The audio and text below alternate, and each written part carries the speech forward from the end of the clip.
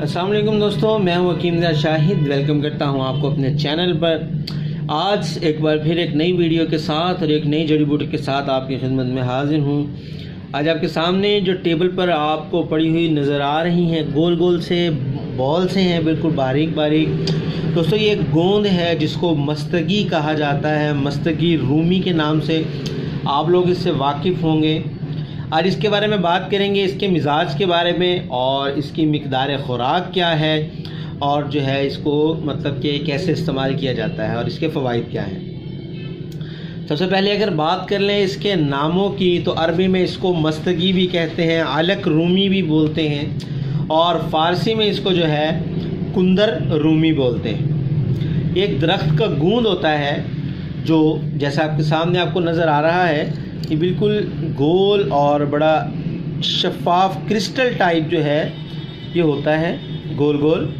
और यहाँ आपको बताता चलूँ कि मार्केट में मस्तगी जो है बहुत ज़्यादा 2 नंबर जो है, मतलब इसका जो 1 नंबर है ये जो आपको नज़र आ रही है ये बिल्कुल खालिस है, लेकिन मार्केट में इसका 2 नंबर बहुत मौजूद है।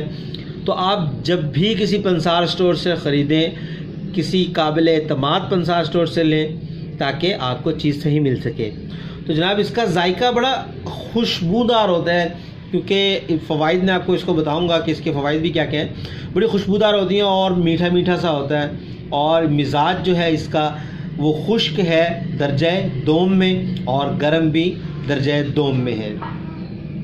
तो दोस्तों बात करते हैं इसके फ़वाइद की। तो मुकव्वी मैदा है, मैदे के लिए बहुत आला चीज़ है, जिगर के लिए भी बहुत ज़बरदस्त चीज़ है, कब्ज़ कुशा है, मुलय्यन है और री को ख़ारिज करती है, मतलब जो पेट में हवा बन जाती है उसको ख़ारिज करती है, हाबिस खून है, खून को रोकती है और जो जिस्म पर सोज वगैरह आ जाती है उनको ज़ाइल करती है।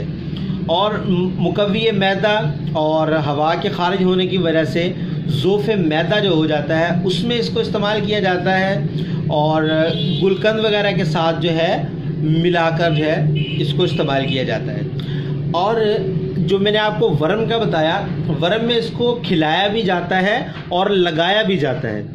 अगर वरम है उसको तहलील करने के लिए इसको मुख्तलिफ़ किस्म के जमात, मतलब जो लेप होता है वो उसके अंदर मतलब इसको इस्तेमाल किया जाता है और इसको उस पर लेप कर दिया जाता है सोज को उतारने की वजह से, सोज को उतारने के लिए। और दोस्तों के एक और बड़े ज़बरदस्त इसमें चीज़ है कि जो भूलने की बीमारी होती है अक्सर लोगों को, जिसको नसियान कहते हैं, उसमें भी इसका इस्तेमाल होता है, ठीक है। और जो जरियान होता है, खून का जरियान, मतलब जो पेशाब में खून आता है उसमें भी इसको इस्तेमाल किया जाता है। मतलब इसके फ़वाइद तो बहुत ज़्यादा हैं, आपको मुख्तसर से बता रहा हूँ। और खांसी को वगैरह मतलब दूर करने के लिए भी इसको इस्तेमाल किया जाता है।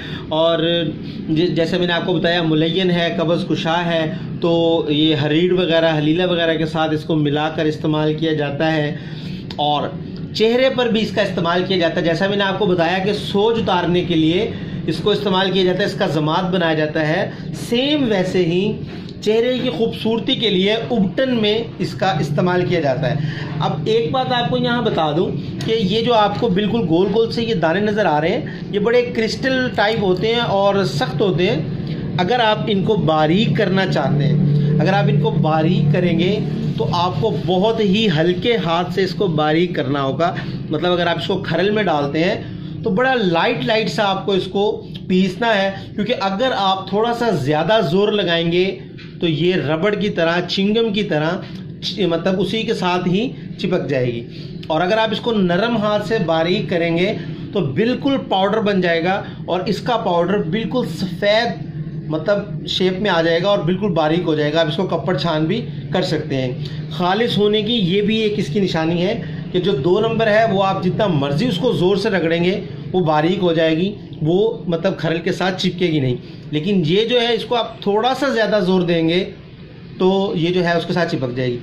और दूसरा इसको इस्तेमाल किया जाता है, जैसे ये आपको ये दाना नज़र आ रहा है, ऐसे ही इसको जिन लोगों के मुंह से बदबू आती है बहुत ज़्यादा और वो बहुत लोग इस मर्ज़ में मुब्तला हैं और बड़े तंग हो जाते हैं और किसी के साथ बात करने में ना बड़ी दुश्वारी होती है, उन लोगों के लिए अगर वो इसके 1 से 2 दाने मुंह में रख के चूसते रहें, चबाते रहें, अगर डेली वो ऐसा करते रहेंगे तो उनके मुंह से जो बदबू आती है वो ख़त्म हो जाएगी। तो जनाब ये तो थी इसके फ़वाइद।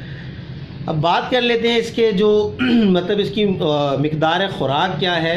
तो इसके जो मिक़दार ख़ुराक है वो 1 माशा से 2 माशा तक है। 1 माशा से 2 माशा तक इसकी ख़ुराक है।